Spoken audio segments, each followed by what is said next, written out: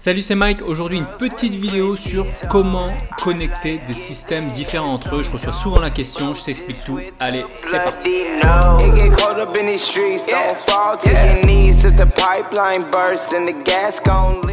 Alors, première chose qu'il faut savoir, c'est que les systèmes, ils doivent communiquer entre eux. Je reprends souvent cet exemple, tu sais, l'exemple de si tu développes une application, je sais pas, mobile pour iOS, pour Android, tu vas développer une application, elle va pas rester toute seule dans son coin, elle va pas communiquer avec personne. Je sais pas, je te donne un exemple. Si tu fais un jeu, je sais pas, un jeu vidéo, enfin un petit jeu, il y aura bien un moment où tu vas faire une étape de connexion. Qu'est-ce que tu vas faire? Peut-être que tu vas aller te connecter à Facebook. Peut-être que tu vas stocker, les statistiques des joueurs, le score des joueurs. Si tu le stockes en local, ça n'a pas de sens. Si tu vas, en règle générale, tu vas envoyer ces données vers un serveur. Donc du coup, tu vas communiquer avec ton serveur qui collecte toutes ces données. Enfin bref. Une application, ça reste pas dans son monde, ça communique avec d'autres systèmes, ça peut communiquer avec Google Cloud ou d'autres choses comme ça. C'est pareil pour les sites. Si tu as un site, ton site il va pas rester isolé. Peut-être que tu vas appeler un service, je sais pas, de météo, de cours de bourse ou autre. Si tu es dans une entreprise, c'est pareil. Toutes les entreprises, elles communiquent, elles ont des systèmes différents. Tous ces systèmes, ils doivent bien communiquer entre eux. Pareil, tu as un logiciel, je sais pas si tu as un logiciel, ton logiciel, peut-être qu'il va aller récupérer, il va communiquer avec un autre serveur, avec un autre logiciel, il va se connecter pour essayer de récupérer des infos comme une nouvelle mise à jour est disponible, etc. Ou qu'on appelle ça des serveurs de licence pour te dire, voilà, la licence a expiré ou ce genre de choses. Tu te connectes à des serveurs, donc à des systèmes différents. Pareil, Zapier, je sais pas si tu connais Zapier. Zapier, c'est un système d'automatisation. Tu vois, Zapier, ça permet de faire connecter des systèmes qui n'ont rien à voir entre eux. Tu vois, ça peut être Facebook, Google, je sais pas, Google Drive, etc. Donc des services qui sont isolés. Ça permet qu'ils communiquent entre eux. Alors, on appelle ça l'interopérabilité. Donc, je ne sais pas si tu connais ce terme, mais c'est un terme assez répandu dans l'informatique. Alors, c'est pas un terme qui vient de l'informatique puisque ça vient de, par exemple, tu l'as dans d'autres domaines. Hein. Si tu prends le domaine des trains, par exemple le domaine ferroviaire, l'interopérabilité, c'est le fait de faire fonctionner des systèmes différents, c'est-à-dire peut-être des trains espagnols qui sont différents des trains français, le fait qu'ils soient interopérables, c'est qu'ils puissent, je sais pas, circuler, fonctionner entre eux. Alors concrètement, comment on peut faire fonctionner des systèmes différents entre eux? Il y a une méthode un peu à l'ancienne, c'est la première méthode que je vais te montrer, c'est une méthode un peu à l'ancienne, c'est le fait de transférer un fichier. Tu vois, c'est plus trop utilisé sauf quand tu as des gros volumes. En règle générale, le transfert de fichiers, c'est un peu passé de mode. Tu avais certains logiciels, les logiciels un peu de comptabilité ou bancaire un peu à l'ancienne, qui transféraient un fichier qui contenait un ordre de virement pour dire voilà l'ordre de virement ou des choses comme ça. Donc c'est pas vraiment temps réel, c'est un peu à l'ancienne, c'est un peu passé de mode. Ensuite, en deuxième, qu'est-ce qu'il y a eu? Il y a eu pendant une époque un truc qui était un peu à la mode. Alors, t'as pas dû connaître ça, c'est très vieux. Ça date de, je sais plus quelle année, mais c'est ce qu'on appelle le CORBA pour Common Object Request Broker Architecture. Donc, tu vois le truc. Corba, tu peux aller voir Corba et c'est basé sur ce qu'on appelle une interface. Donc tu as une interface qui une sorte de contrat qui dit voilà comment on communique. C'est ce qu'on appelle un IDL, donc Interface Definition Language. En gros, ça définit comment deux systèmes peuvent communiquer. À l'époque, je me souviens, j'avais utilisé ça pour faire communiquer un vieux truc en C++ qui devait communiquer avec un truc plus récent en Java. Et j'avais utilisé ce truc Corba, c'est un peu, alors c'était une usine à gaz ce truc, c'est plus trop utilisé, tu le verras plus, donc te prends pas la tête avec ça, mais voilà, je t'en parle, tu verras souvent le terme Corba. C'était pas basé sur HTTP et là je vais te parler de la troisième manière qui existait et là c'est basé sur HTTP et toutes les autres manières après de connecter des systèmes entre eux en règle générale c'est basé sur HTTP. Donc cette troisième manière c'est le XML RPC pour procedure call. En gros, c'est un échange de données sur HTTP, donc sur le web, on va dire. Je ne sais pas si tu connais HTTP, mais c'est un des protocoles les plus répandus sur Internet. Pourquoi on utilise ce protocole? Parce qu'en règle générale, il permet de passer tous les proxys. Si tu es en entreprise et que tu utilises un port exotique en dehors du port 80, qui est le port pour HTTP, tu es bloqué. Du coup, le fait de passer sur HTTP, ça te permet de passer les proxys et tout ça et d'être plus souple, plus facile. Donc du coup, un des premiers protocoles qui est connu, c'est le XML RPC. Donc c'était basé, alors on va pas rentrer dans les détails, pardon, on va pas rentrer dans les détails de XML, mais c'était XML, c'est comme du HTML, hein, tu vois, ça ressemble à des balises avec des données à l'intérieur et tu as une sorte d'imbrication. Et pour définir ce format, enfin pour standardiser ce format, il y avait une XSD. Donc tu peux avoir une XSD qui est une sorte de contrat qui dit voilà le format attendu. Et donc le XML RPC était basé sur une XSD et ça permettait de dire voilà, j'attends telle donnée. Donc si tu m'envoies pas telle donnée, ça va pas le faire, et si tu m'envoies telle donnée, je vais pouvoir les traiter. Donc ça a été beaucoup développé pendant longtemps. Ça existe toujours. Tu retrouveras peut-être des systèmes qui ont ça, mais bon, tu fais plus de projets en XML RPC. Enfin, c'est plutôt rare. Ensuite, ce qui a été à la mode pendant un bon moment, c'est ce qu'on appelle les API SOAP.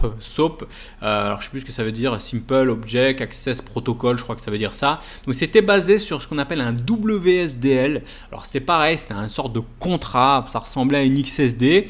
C'était assez lourd, tu vois, c'était assez lourd sur le réseau parce qu'il t'avait un premier appel pour récupérer la WSDL, etc. Enfin bon, c'était un peu relou. Par contre, ce qui était pas mal, c'est que tu pouvais générer avec ce contrat, cette fameuse WSDL, tu pouvais générer tout le code client, voire même tout le code serveur. C'était assez pas mal, c'était assez répandu dans les entreprises. Et du coup, vu que tu pouvais générer du code, tu avais deux types d'approches, en fait, ce qu'on appelait l'approche contract first et contract last.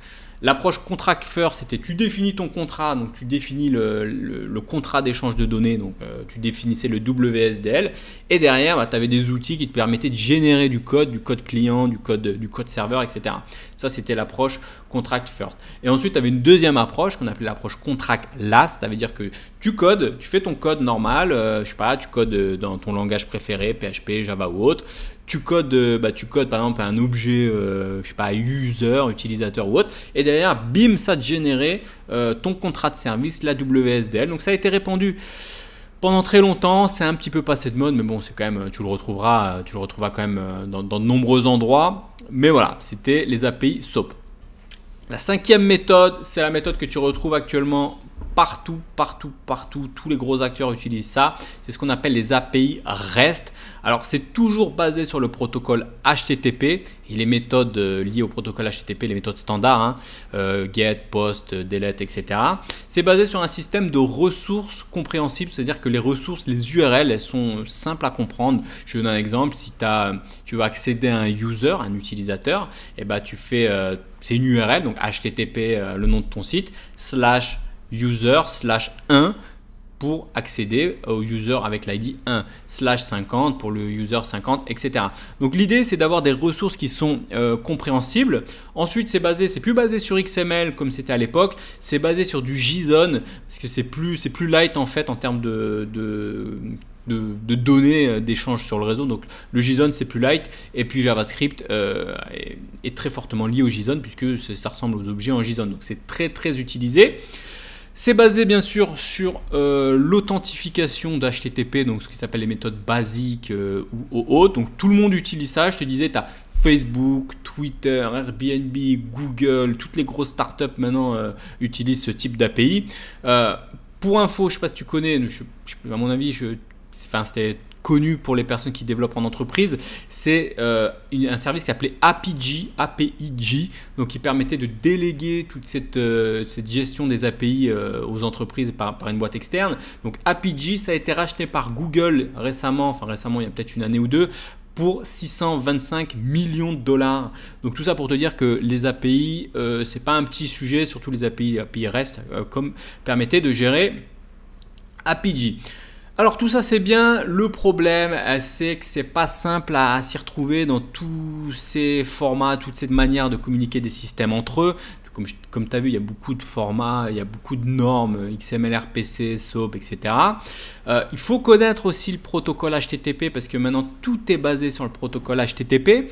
Tu vois, alors tu peux te taper la RFC, regarde sur Google, la RFC 2616, c'est imbitable, tu vois, enfin, personne lit ce truc-là, c'est pas possible, tu vois. Et puis le truc, c'est qu'en plus que le terme API maintenant, enfin, c'est pas maintenant, c'est un terme à la base qui veut dire Application Programming Interface. Tu as des API Java, des API, et du coup, quand tu cherches API sur Google, on peut te parler d'API Java qui a absolument rien à voir avec les API REST, les API au sens web service. Et du coup, tu peux vite être perdu. Il y a des API aussi qu'on n'utilise plus, des formats qui ont été à la mode pendant un moment. Enfin bon, tout ça pour te dire que c'est un gros bordel. Alors tu peux t'amuser à tester un peu tous ces types d'API. Le problème, c'est que tu risques de te faire mal à la tête. Si tu commences à tester du Corba, tu vas te faire mal à la tête. Du SOAP, pareil, ça va te faire mal à la tête. Et le problème, c'est qu'on risque, tu vois, quand tu te lances dans ce truc-là, quand tu commences à regarder un peu les API, tout ce qui tourne autour de l'authentification, ça peut vite devenir un bordel. Quand tu lis les RFC, ça peut vite devenir un bordel. Tout ce qu'il y a sur Internet, ça peut vite devenir un bordel. Et tu risques malheureusement d'abandonner. Alors tu peux faire ça, tu peux essayer par toi-même de te prendre la tête, ou alors tu peux aller droit au but. Voilà, le mieux c'est d'aller droit au but, de ne plus utiliser les vieux trucs, d'aller directement vers les dernières technos, les dernières normes API REST. Et en gros, tu vois tout ce bordel là dont je t'ai parlé, il y a deux choses à maîtriser aujourd'hui. Si tu veux être dev front-end, même pour les bacs, tu as deux choses à maîtriser en termes d'API. C'est savoir faire un CRUD, Create, Read, Update, Delete. Donc le fait de créer des données, de lire des données, de mettre à jour des données, de supprimer des données avec les API. Et s'authentifier, parce que souvent le bordel il tourne plus autour de l'authentification que le fait de coder un CRUD. Point barre. Tu vois, tout ce dont je t'ai parlé, les RFC qui font 2000 pages, tout ça, c'est pas de la perte de temps, mais va droit au but. Le mieux, idéalement, il faut maîtriser donc ces deux choses, savoir faire un CRUD API et s'authentifier. Donc pour ça, j'ai créé une toute nouvelle formation que j'ai appelée API Pro. Le but de cette formation, donc c'est une formation orientée développeur front-end JavaScript. Après, si tu es un développeur back ou que tu connais pas les API ou que tu es sur un autre langage, cette formation elle peut aussi t'intéresser puisque les API c'est pas lié à un langage, c'est interopérable, donc c'est pour toutes les plateformes. Mais voilà, elle est quand même orientée JavaScript parce qu'il y a beaucoup de développeurs JS front-end qui utilisent les API en JavaScript. Donc j'ai créé une toute nouvelle formation qui a vraiment pour but, un but simple, c'est de maîtriser les API dès la fin de cette formation.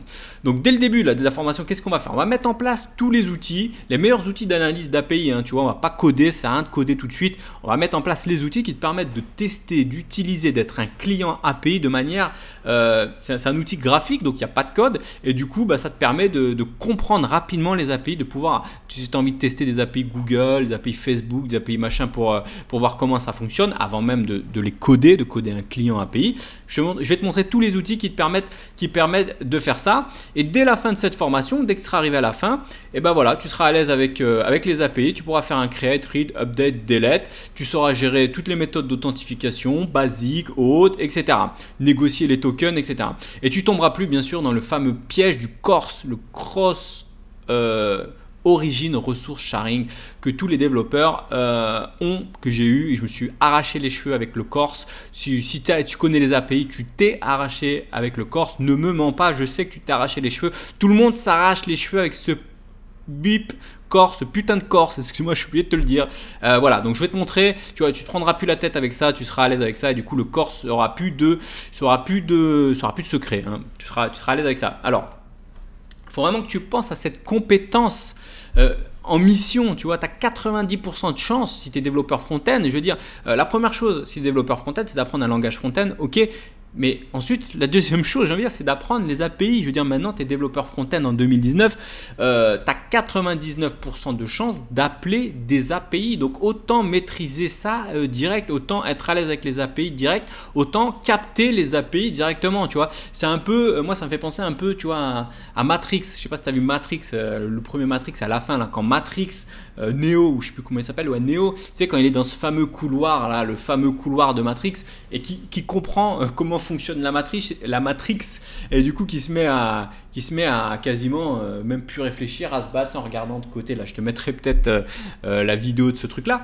Bref, c'est pareil, les API, quand tu captes les API, tu rentres dans une matrice, tu rentres dans un deuxième monde, ça y est, tu as l'impression d'avoir des super pouvoirs et de pouvoir faire des choses que tu n'aurais jamais pu avoir accès avant. Alors, tu vois, ça te fait un peu rêver tout ça. Alors attention, c'est pas pour tout le monde, c'est vraiment pour les personnes qui sont motivées, qui ont du temps, qui sont prêts à investir sur eux-mêmes. Moi, je ne vais pas coder à ta place.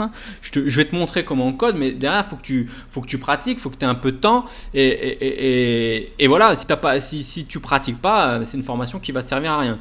Mais si tu pratiques, si tu es assidu, on va dire, sur cette formation, c'est une formation, elle est assez longue, mais en 1 ou 2 journées, avec un peu de pratique, bim, tu peux carrément être à l'aise assez rapidement avec les API, tu vois. Donc, voilà, c'est pas pour tout le monde, mais attends, j'ai mon chien qui s'énerve là. Eh oh, se calme. Il s'énerve. Donc je disais, voilà, c'est une formation qui, voilà. Alors après, on pense souvent que les API aussi, c'est pour des devs expérimentés. Non, c'est pas pour les développeurs expérimentés. Si tu es développeur junior, bien sûr, tu commences pas par ça tout de suite. Tu apprends d'abord à coder. Mais voilà, quasiment le deuxième truc que tu peux apprendre, c'est les API. Parce qu'un développeur front-end, maintenant, même junior, on lui demande tout de suite, est-ce que tu sais coder? Est-ce que tu sais, est-ce que tu codes un client API? Est-ce que tu sais, est-ce que c'est REST, etc. Donc ça, c'est hyper important. Alors, qu'est-ce qu'on fait dans cette formation API Pro? C'est très simple, je te montre un gros raccourci sur le protocole HTTP. Alors, les API REST, c'est basé sur HTTP. Tu dois connaître HTTP pour utiliser les API REST. Il faut que tu sois à l'aise avec le protocole HTTP. Alors, on va pas lire les 2000 pages de la RFC 2616 tu vas faire une syncope si tu lis ce truc-là. Moi, je vais te faire t'as un petit schéma que tu peux télécharger. Je te mets un raccourci sur le protocole HTTP.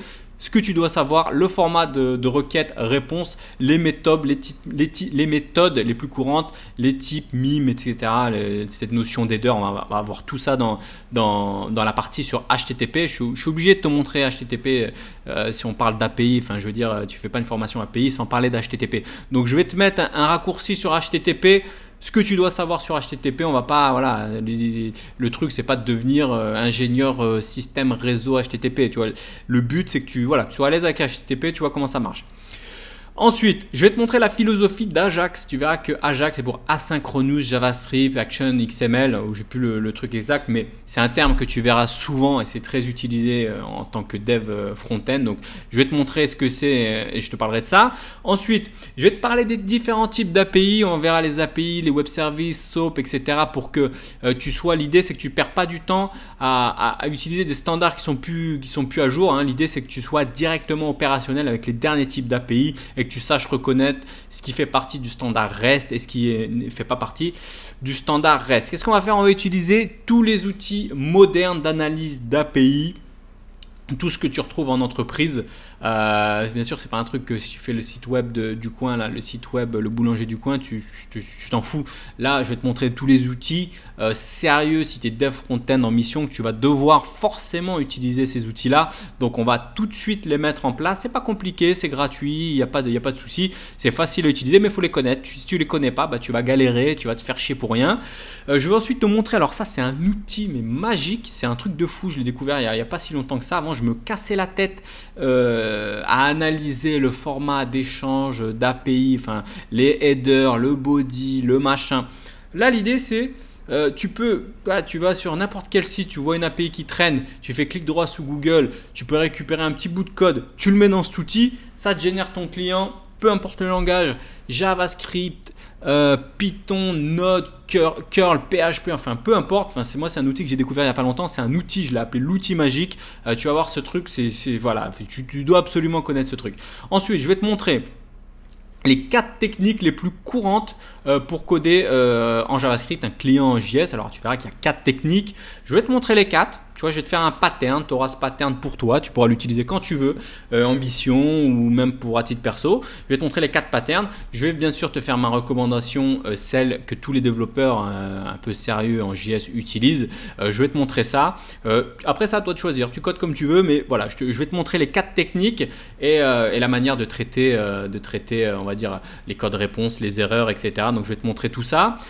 Ensuite, on va coder un CRUD ensemble, donc un Create, Read, Update, Delete API. Donc on va créer des données, on va mettre à jour ces données, on va lire ces données et on va supprimer ces données. On va faire tout ça en client API, en JS, tu verras, je vais te montrer ça pas à pas ensemble, on va faire ça ensemble en formation vidéo. Tu verras, c'est pas très compliqué, faudra juste pratiquer ensuite par la suite. Ensuite, je vais te montrer comment ne pas tomber dans le piège du corse. Il y a 2 choses à savoir absolument pour ne pas t'arracher les cheveux. On s'est tous arraché les cheveux. Si tu as fait des API, ne me mens pas. Tu t'es arraché les cheveux avec le corse. Je vais te donner 2 choses à connaître absolument sur le corse. Sinon, si tu ne connais pas ça, tu vas tout simplement t'arracher les cheveux. Ensuite, ce qu'il faut savoir, c'est que les API, c'est pas la fête, hein, c'est pas open bar, tu ne veux pas te connecter comme ça, voilà, je me connecte aux API. En règle générale, c'est protégé, donc il faut savoir gérer l'authentification. Alors on verra les 2 méthodes les plus courantes d'authentification, basique et OAuth 2. On va coder ça ensemble, hein, on va voir comment en fait on peut mettre en place un token sécurisé. On va voir comment négocier avec un serveur d'authentification le token OAuth 2 qu'on va pouvoir ensuite utiliser pour nos API. On va faire ça ensemble, je fais ça ensemble avec toi. À la fin, le truc, tu vas dire ok, voilà, maintenant que je sais faire ça, je peux me connecter à Google, à Facebook, à YouTube, à machin, je peux faire ce que je veux avec les API. Je sais négocier un token, je sais comment ça marche, je sais comment les données fonctionnent, je comprends le protocole OAuth 2. Donc voilà, c'est une formation qui est assez dense, on va voir beaucoup de choses. Alors je ne vais pas rentrer dans le détail de la formation, mais en gros tu as 5 heures de vidéo, tu as 11 modules. Je vais te mettre un lien en dessous, tu peux aller voir ce que c'est, mais voilà, il y a beaucoup de choses. N'oublie pas, dès la fin de cette formation, tu seras OP avec les API, tu sauras faire un CRUD, tu sauras t'authentifier, tu sauras négocier avec le token. Donc voilà, ça c'est dès la fin de la formation. Et imagine à plus ou moyen terme, quand tu seras à l'aise avec les API. Voilà, quand fini le stress, tu arrives dans une mission, on te dit ouais, bon, faut que tu te connectes là, machin. Toi, tu es là, tu connais pas ou tu connais à peine, tu sais à peine faire un get. Enfin, voilà, là, il n'y a plus de soucis avec ça. Tu sais gérer le token. Tu sais, faut vraiment que tu t'imagines à moyen terme quand tu auras vraiment. Parce qu'il faut que tu pratiques, tu vois, mais quand tu seras à l'aise avec ça, mais tu seras tranquille en mission. Et après, tu peux même monter ta propre boîte. Si tu veux montrer une boîte, dis-toi que maintenant, tu vois, je sais pas si tu connais Jamstack, renseigne-toi sur Jamstack. Mais maintenant, l'idée, c'est quoi? C'est quasiment, tu codes ta startup, ta boîte ou ton programme. Ça peut quasiment être une coquille vide. Tu entends bien, une coquille vide. C'est-à-dire que tu n'as quasiment rien dans ton programme, hein, quasiment rien dans ton site, dans ton client, dans ton application. Et tu fais appel à des services distants. C'est-à-dire que tu n'as même plus à coder les services connexion, tu les utilises. Tu n'as même plus à te connecter aux services de logging pour loguer. Tu utilises des services d'API. Tu n'as même plus à utiliser des services de base de données. Tu as des API qui sont disponibles des bases de données qui sont disponibles à distance. Tu as tout un tas d'API, de bourses, de tout ce que tu veux. Donc du coup, toi, avec ta coquille vide, juste avec ces compétences en étant client API, de savoir créer, create, read, update, delete, API, négocier le token, tu peux faire une coquille vide et appeler tous les 1 milliard de services disponibles quasiment même gratuitement sur le net ou avec très peu de frais facilement. Donc c'est une compétence vraiment de ouf, de malade. C'est un truc, je suis désolé de te le dire, si tu ne sais pas faire ça, moi je recrute quelqu'un, un mec qui ne sait pas coder en API. Voilà, ça sert à rien, tu vois, je dis tout de suite, tu sais coder c'est bien, tu sais pas coder les API, t'es développeur, tu sais pas coder tu sais pas appeler des API. Ah, je vais pas te faire la blague, Nabila, c'est comme t'es une meuf, t'as pas de shampoing, c'est pareil, excuse-moi la blague à la con, la référence à 2 balles, mais t'es développeur, tu sais pas coder, tu sais pas appeler des API, et t'es pas un dev, quoi, tu vois. Donc c'est vraiment la compétence à avoir. Et avec les architectures orienté microservices qui se développe de plus en plus. C'est ce qui va se développer de plus en plus et c'est une compétence que tu es obligé d'avoir. Donc voilà, si tu veux être un bon codeur, c'est des compétences que tu dois avoir et pense, tu auras tout simplement plus de missions, tu pourras être un bon développeur et puis je te fais pas le pitch, devenir freelance, bosser en remote, bosser d'où tu veux, en CDI, de chez toi, de Bali, enfin voilà, c'est tout simplement une compétence de malade. Alors, pour les personnes qui ne me connaissent pas ou qui n'ont jamais pris de mes formations, comment ça marche concrètement? Tu as un accès membre en fait, c'est une formation où tu as un accès membre pour les membres. C'est une formation, tu auras accès en illimité, tu peux la regarder quand tu veux, c'est à vie, tu vois. Tu peux la regarder à ton rythme, donc c'est une formation vidéo, tu as 11 modules vidéo, tu peux regarder ça à ton rythme, tu peux mettre pause, tu peux revenir en arrière, tu peux revisionner ça pour vraiment acquérir ces compétences. Donc tu peux revenir autant de fois que tu veux pour être sûr d'enfoncer le clou en quelque sorte. Bien sûr, je te rajoute un accès Slack développeur. Comme ça, si tu as une question, un truc que tu comprends pas dans la formation, un truc que tu voudrais qu'on aille plus loin sur un sujet, tu as accès au Slack, tu peux discuter avec tous les autres développeurs qui ont rejoint la formation. Tu peux me poser les questions en direct, moi je te réponds en règle générale dans les 24 heures. Je te fais une petite explication personnalisée. Donc ça, il n'y a pas de souci de ce côté-là. Tu as un accès Slack. Qu'est-ce que tu as accès? Tu as accès à tout ça. Tu as 11 modules vidéo. Donc tu as un lien au-dessous. Alors, j'ai eu beaucoup de personnes qui m'ont dit « Ouais, tes formations, elles sont un peu chères, je suis encore étudiant ou voilà. » Bon, ce que j'ai fait là, j'ai fait une offre vraiment beaucoup plus bas de ce que j'ai l'habitude de faire. Alors, je le fais uniquement jusqu'à la fin de la semaine. Donc, tu peux cliquer dessus pour regarder l'offre si elle est toujours disponible. Si tu regardes cette vidéo dans un mois, l'offre sera peut-être plus en cours. Donc, je ne pourrais pas laisser ça longtemps. Je mets juste uniquement jusqu'à la fin de la semaine. Donc, c'est pour les personnes les plus motivées, les plus chauds, qui ont envie d'acquérir cette compétence rapidement. J'ai fait une grosse offre uniquement jusqu'à la fin de la semaine. Donc, voilà, tu as un lien en dessous. Tu peux regarder si elle est toujours dispo. Cette formation, en termes de retour sur investissement, qu'est-ce qu'elle va te coûter finalement? Si tu peux regarder le prix de lancement, c'est vraiment bas. Si tu as une mission, si tu décroches ne serait-ce qu'une mission freelance, mais c'est même pas en termes de une mission tu rembourses ça, c'est même 1 heure de freelance, tu rembourses cette formation, ça te coûte rien, tu rentabilises ça en 2-2. Donc voilà, tu as deux options. Soit tu peux te prendre la tête, voilà, lire les RFC, HTTP, les 26 000 pages, tester tous les XML, RPC, Corba, machin, je sais pas quoi, tout ça. Ou soit tu peux dire voilà, moi je veux cette compétence, je la veux, elle est là, je clique en dessous, je veux commencer tout de suite. Et bah tu cliques en dessous, tu entres ton mail, la réduction elle va s'appliquer tout de suite, tu auras accès tout de suite à la formation, elle est prête, elle est là, elle est dispo. La réduction va être appliquée automatiquement, donc tu peux y aller, c'est en dessous. Voilà, c'était une grosse vidéo, c'était un peu long, mais voilà, je te remercie d'avoir suivi cette vidéo. Je te fais pas le blabla Aximel, mets le pouce, abonne-toi, machin, tu connais. Je te dis à tout de suite dans le premier module de la formation et sur Slack. Ciao. It get caught up in these streets, don't fall to your knees. If the pipeline bursts and the gas gon' leak, you could pray for the best, but you'll end up with the worst. Haven't slept in weeks, making money off this merge. You can search my name, you can check my worth. Heartbreak soldier, took over the world, yeah. I've been on my grind since they invented time, and I've been feeling fine, I know I'm so divine. Get that money, fuck them hoes. I like girls with pretty toes. I like getting head some dome. Wrote this with a bloody nose.